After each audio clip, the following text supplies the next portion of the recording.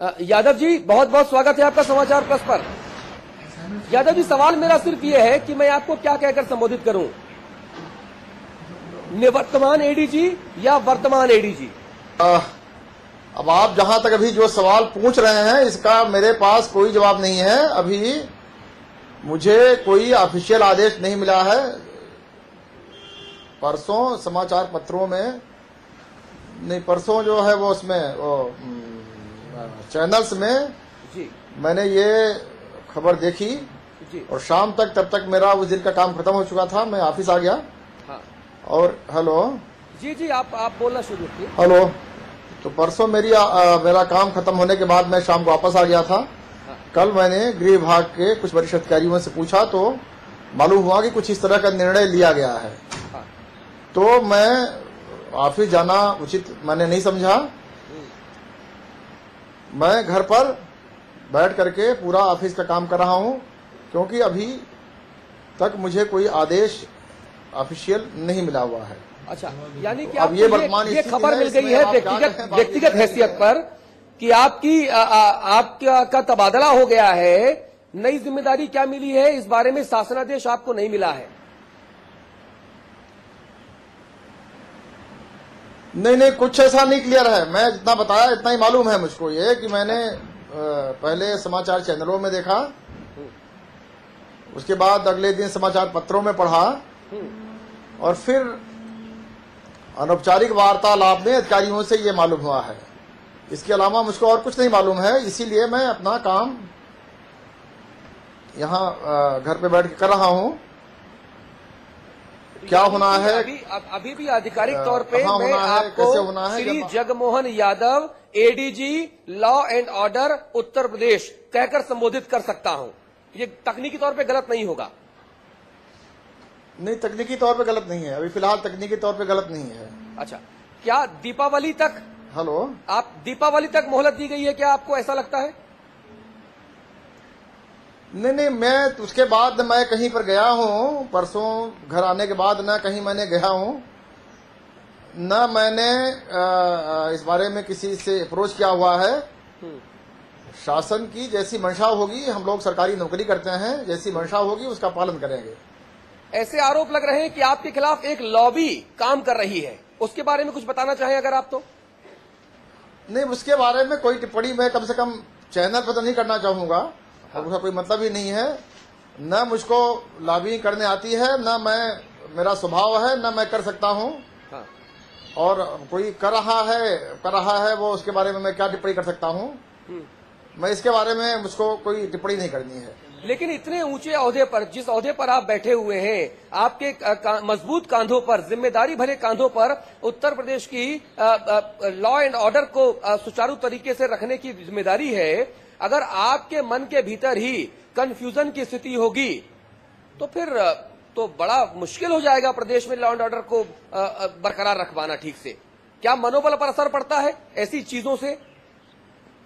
नहीं, ऐसा कोई कंफ्यूजन नहीं है। सभी लोग लॉ एंड ऑर्डर देखने वाले बहुत लेयर्स हैं। हम उस कड़ी में एक हैं और कोई बहुत दिन स्थित नहीं रहेगी। क्लियर होगा, 1-2 दिन में सरकार की अपनी प्रक्रिया होती है, कुछ न कुछ क्लियर होगा। कोई बहुत लंबी स्थिति नहीं होनी है। बाकी तो मैं हूँ, अपना कार्य कर रहा हूँ अपना, ऐसा कुछ नहीं है। मतलब है मैं अपना कार्य, जब तक मुझको स्थिति स्पष्ट नहीं होती तब तक मैं अपना कार्य कर रहा हूँ। उसमें ऐसा कोई दुविधा की मैं और कोई ऐसी गतिरोध की स्थिति नहीं है। आपने चूंकि प्रश्न पूछा इसलिए मैंने आपको ऑफिशियल स्थिति बता दी। हाँ।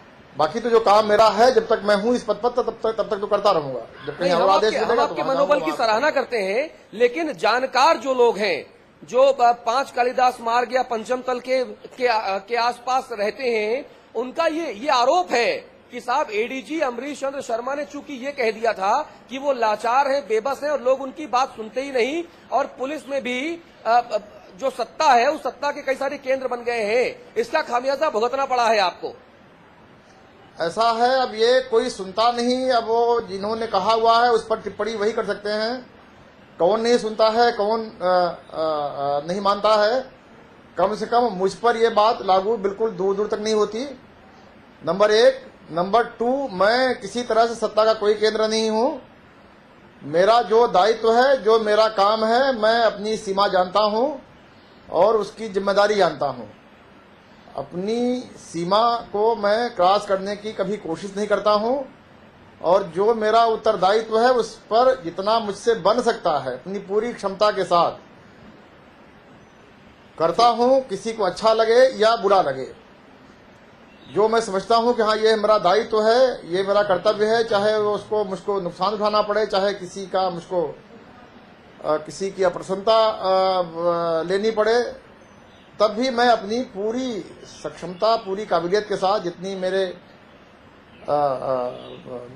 प्रोफेशनल कॉम्पिटेंसी है पूरी निष्ठा से करता हूं। तो डीजीपी साहब इस तरह के बयान अगर देते हैं तो क्या पुलिस फोर्स के मनोबल पर बुरा असर पड़ता है? नहीं है ना, मैं इसके बारे में कोई जानता हूं। किस चीज से? डीजीपी साहब ने कहा कि वो लाचार हैं, बेबस हैं, पुलिस वाले उनकी सुनते नहीं। क्या इस तरह के बयानों से 2 लाख पुलिस कर्मियों वाली उत्तर प्रदेश की पुलिस के ऊपर एक विपरीत असर पड़ता है, मनोबल पर बुरा असर पड़ता है? ऐसा है, मैंने डीजीपी का ये बयान सुना नहीं। दूसरी बात, मुझसे वरिष्ठ अधिकारी हैं, अब इसके बारे में आप टिप्पणी अब उनसे मांगे या उनसे ऊपर जो लोग हैं उनसे मांगे, वही कर सकते हैं। मेरा इस पर कुछ भी कहना वो मर्यादा का उल्लंघन होगा, उचित नहीं होगा। ओपी सिंह साहब का नाम चल रहा है, आपके आईपीएस के बैचमेट है, 1983 बैच के आईपीएस अफसर है। कहा जा रहा है कि अब आपकी जगह उनको लेकर आया जाएगा और ये चीजें तकरीबन साफ हो गई हैं, केवल आपको बताने भर की देर है। इस पर क्या प्रतिक्रिया देंगे? मैं क्या प्रतिक्रिया इस पे कर सकता हूँ? मैं मुझसे इस पे प्रतिक्रिया आपको पूछनी नहीं चाहिए जी। सरकार की जो मंशा होगी, जो सरकार की मर्जी हो वो करेगी, उसमें हम कौन टिप्पणी देने वाले, कौन प्रतिक्रिया देने वाले होते हैं? नहीं, आप जिम्मेदार ओहदे पर हैं। आपके मजबूत सरकार जो उचित समझती है करती है, लॉ एंड ऑर्डर का जिम्मा है, उसमें हमारे इसलिए पूछा आपसे जी। आपके मजबूत कांधों पर यूपी की सुरक्षा व्यवस्था, लॉ एंड ऑर्डर का जिम्मा, इसलिए मैंने सवाल पूछा आपसे। और इस सवाल नहीं, जब तक जिम्मा है तो मैं करूंगा, जब जिम्मा हटा लिया जाएगा तो जाएगा करेगा। नहीं, लेकिन जिम्मा हटाने के पीछे भी तो कुछ वजह होगी ना, आपको क्या लगता है? जब तक जिम्मेदारी तब तक मैं कर रहा हूँ, जब नहीं रहूंगा तब मैं जिम्मेदारी जिसकी होगी वो करेगा ना। नहीं, ऐसा कहा जाता है कि जो अच्छा काम करता है वो रहेगा। अगर मैं समाचार प्रेस का संपादक हूँ, अच्छा काम कर रहा हूँ, तो अब आप अभी के बारे में कोई पूछे, बरकरार रखेंगे ना, वो मुझे क्यों हटाएंगे? पूछे तो मैं जवाब दूंगा। अगर आपको हटाया जा रहा है, आगे कौन आएगा, क्या करेगा, कैसे करेगा, मैं उसके बारे में क्या कह सकता हूँ? आप इसके बारे में कोई तो वजह होगी ना, मैं जानना चाह रहा हूँ जी। कोई ना कोई तो वजह होगी आपके रिमूवल पर, आपके ट्रांसफर को लेकर। नहीं, कौन सी वजह, मैं समझ नहीं पा रहा हूँ। क्या वजह जानना चाह रहे हैं? मैं आपसे जानना चाह रहा हूँ कि जो फैजाबाद दंगों में नाकामी का जो जिक्र है, क्या वजह हमको नहीं मालूम है। हमको देखिए, बड़ी बात स्पष्ट सुन लीजिए। देखिए, ऐसा है, फैजाबाद दंगों में मेरी नाकामी का तो कहीं दूर कोई मतलब ही नहीं है। मैं अकेला आदमी हूं जो मैंने जाकर के वहां पर स्थिति को कंट्रोल किया, पूरी तरह से नियंत्रण में लाया, निष्पक्ष कार्रवाई करी, कर्फ्यू खुलवाया, लोगों में वहां भय और आशंका का माहौल जो था वो करवाया, और जो हमने वहां पर कार्रवाई की है, अपराध सारे जितने दोषी थे उनको चिन्हित करके उनके खिलाफ कार्रवाई करने का, अगर वो प्रक्रिया पूरी हो जाएगी तो आगे बहुत दिन तक शांति रहेगी।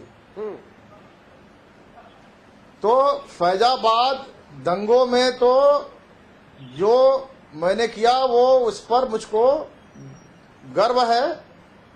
मैं अपने साथ आईजी, डीआईजी रैंक के कुछ अधिकारियों को साथ में ले गया था, एसपी रैंक के, सबको काम बांट करके उनका काम दिन रात वहां सुपरवाइज करके हर क्षेत्र में अपराधियों को चिन्हित करने में, झगड़ा क्यों हुआ उसका कारण खोजने में, पब्लिक में जो अविश्वास और भय का माहौल था उसको दूर करने में, हर वर्ग की बात सुनने में, फोर्स के डिप्लॉयमेंट में, फोर्स का मनोबल बढ़ाने में। कि आप गौरवान्वित हैं जो आपने किया, लेकिन डीजीपी साहब इससे सहमत नहीं है। वो कह रहे हैं कि मेरे मातहत अधिकारी मेरी बात सुनते ही नहीं है। तो ये इतना बड़ा कंट्राडिक्शन क्यों? आपको गर्व है, डीजीपी साहब कहते हैं नीचे वाले अधिकारी मेरी बात ही नहीं सुनते। मेरी बात सुन लीजिए, तो ये तो विरोधाभास हो गया। मेरी बात सुन लीजिए, मेरी बात सुन लीजिए ना।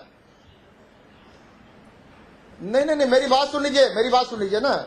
दोनों बातें अलग है। आपने जो प्रश्न पूछा वो और जो अब फिर आप कर रहे हैं, इसका मैं जवाब दे चुका हूं पहले। ये जो मुझसे जो मैंने किया वो पूछ रहा हूं, और मैं नहीं जानता हूं सरकार क्या निर्णय लेगी और निर्णय क्यों होगी, ये सरकार की मर्जी है, सरकार का विशेषाधिकार है, जिसको जहां मर्जी रखे। लेकिन फैजाबाद कांड से संबंधित अगर ट्रांसफर मेरा होता है तो ये मेरे लिए बहुत ही शर्म की बात है, जो मैं जिंदगी भर मैं इस आरोप से बरी रहा हूं। और इस समय भी मेरी अंतरात्मा, मेरी अपनी पूरी कॉन्शियस कि मैं कम से कम, बाकी दोषी हो सकता है कि सब मेरी काबिलियत कितनी है, लेकिन फैजाबाद कांड में अगर फैजाबाद कांड के लिए जो झिलाई रही है, जो कई शुरू की स्टेज में गड़बड़ी रही है, उसके साथ नत्थी करके अगर मेरा ट्रांसफर होता है तो मेरे लिए बेहद शर्मिंदगी की बात है। मैं इससे ज्यादा कुछ नहीं कर सकता हूं। तब आपका अगला कदम क्या होगा? अगर आपके लिए शर्मिंदगी की बात है तो आपका अगला कदम क्या होगा? मैं स्वतंत्र नागरिक नहीं हूं, मैं सरकारी नौकरी कर रहा हूं। सरकार का जो आदेश है उसका पालन करूंगा। कदम कोई हमें, मतलब जो सरकार का आदेश है, सरकार की जो मंशा होगी, मैं उसका पालन करूंगा। और कदम हमें अपने आप तय ही नहीं करना है। मैं कोई मतलब आम पब्लिक का व्यक्ति, कोई नेता नहीं हूं। मैं तो सरकार के आदेश का पालन करूंगा, और क्या मेरे पास विकल्प है। हमारे पास खबरें आ रही हैं कि आपकी शिकायत की गई है, डीजीपी स्तर पर आपकी शिकायत हुई है, ये आरोप है। मैं इन आरोपों से सहमत या असहमत होना अपनी अनिवार्यता नहीं समझता। ऐसा है, ये आप मुझसे बार बार मुझको प्रोवोक कर रहे हैं, पूछ रहे हैं। मैं इसके बारे में कोई टिप्पणी नहीं करूंगा। मेरे मुंह पर अगर कोई आरोप लगाए तो मैं उसका जवाब दूंगा, मतलब कायदे से। अगर कोई आधिकारिक तौर पर मुझको कहेगा, किसी का नाम लेगा कि यहाँ आरोप लगाया है, तो मैं उसकी सारी असलियत बता दूंगा और सारे उसके कारनामे बता दूंगा। लेकिन तो जब तक मुझको ये कोई वो नहीं होता, तब तक आप मुझको कितना प्रोवोक करेंगे, मैं उस पर कोई जवाब नहीं दूंगा। नहीं, लेकिन अगर कोई मुझसे, हम जनता का चैनल है, हम जनता के लिए ईमानदारी से यादव जी तथ्य रखना चाहते हैं। आप इतने वरिष्ठ हैं, मैं आपको प्रवोक करने की हिमाकत नहीं कर सकता, धृष्टता नहीं कर सकता, दुस्साहस नहीं कर सकता। मैं केवल आपसे पूछ रहा हूं, क्योंकि जो फैजाबाद दंगों के से लोगों को मुक्ति दिलाने की जो जिम्मेदारी थी, वो आपके ऊपर थी, सीधे तौर पर आपके ऊपर थी, और डीजीपी साहब ने नाराजगी जताई थी। नहीं, किससे नाराजगी जताई थी? हमसे तो कोई नाराजगी नहीं जताई। मुझसे किससे नाराजगी जताई थी उन्होंने, अब वो जाने, और जिससे नाराजगी जताई हो वो जाने। मुझसे तो नाराजगी का कोई सवाल ही नहीं उठता। कोई नाराजगी कोई पॉइंट होगा, मेरे मुंह पे कोई हमको बताए कौन सी नाराजगी किस बात की है। क्या कमी रही है वहां, क्या कब रह गई, क्या समस्या हुई। एक कोई गलत गिरफ्तारी नहीं हुई है, एक वहां कोई गलत कार्रवाई नहीं हुई है। जितने वहां कदम मैंने जाकर के मेरे नेतृत्व में जो पुलिस फोर्स ने उठाए हैं, प्रोफेशनली बिल्कुल 100% करेक्ट हैं। उसके अलावा दंगों को कंट्रोल करने का इससे बेहतर कोई रास्ता नहीं है। इस मामले में किसी निष्पक्ष एक्सपर्ट की, प्रोफेशनल की राय लें, जो फैजाबाद की स्थिति से अवगत हो, जिसने उस दौरान जो हम लोगों ने किया उससे परिचित हो, वो आपको निष्पक्ष राय वो बताएगा। अच्छा, बाकी किसी ने क्या कहा ये मुझको मालूम ही नहीं है, तो मैं उस पर टिप्पणी क्या कर सकता हूँ। अच्छा, यादव जी मुझे बताइए, जब तक आपके पास शासनादेश अब नहीं आएगा ट्रांसफर संबंधित, क्या तब तक आप दफ्तर नहीं जाएंगे और घर से ही काम संचालित करेंगे? नहीं, ऐसा कुछ नहीं है भाई। मैंने एक बात कही कि मुझको ऐसा लगा कि शायद मुझको अब जब निर्णय हो चुका है, तब मुझको दफ्तर जाने का कोई मुझको मतलब असुविधा सी महसूस हो रही थी। हाँ। ऐसा कोई कारण नहीं है। मैं काम कर रहा हूँ, घर पे करूँ दफ्तर में करूँ, एक ही बात है। हाँ। जरूरत पड़ेगी दफ्तर भी जाऊंगा। मैं बार बार कह रहा हूँ कि मैं सरकारी नौकरी कर रहा हूँ, कोई मैं अपनी मर्जी का मालिक नहीं हूँ। हाँ। जब तक मैं जिस पद पर हूँ वहाँ मेरा जो उत्तरदायित्व है तो मुझको करना ही पड़ेगा। हाँ। और मैं करूंगा। जैसे मैंने कहा कि जब तक मेरा जो उत्तरदायित्व है तब तक मैं उसको आखिरी समय तक अपने, मेरे जितनी मेरी क्षमता है, जितनी मेरी योग्यता है, मैं उसको पूरी ईमानदारी से करता हूं और करता रहूंगा। जब मैं कहीं से हटा दिया जाऊंगा, कहीं बदल दिया जाऊंगा, या जब बदल दिया जाता हूं तो जो नया काम मिलता है वो करता हूं। जी, यानी तकनीकी तौर पर अभी उत्तर प्रदेश पुलिस के एडीजी लॉ एंड ऑर्डर साहब श्री जगमोहन यादव जी ही हैं। मैं ऐसा खबर चला दूं अपने चैनल पर। मैं आपको कई बार इसका उत्तर दे चुका हूं, आप उसमें कितना घुमा फिरा के पूछेंगे। मैं कह रहा हूं कि जब तक आदेश अन्यथा नहीं मिलता है तब तक यही स्थिति रहेगी। जी यादव जी, बहुत बहुत धन्यवाद आपका। आपकी मैं कार्य पद्धति का तो कायल शुरू से था, लेकिन अब आपके वाक चातुर्य का भी कायल हूं। और जिस तरीके से एक सीनियर आईपीएस अफसर पत्रकारों के सवालों में ना उलझकर सिर्फ अपनी बात कहता है, वो देखकर अच्छा लगता है कि उत्तर प्रदेश पुलिस में इतने वाक चातुर्य और वाक पटु पुलिस अधिकारी हैं।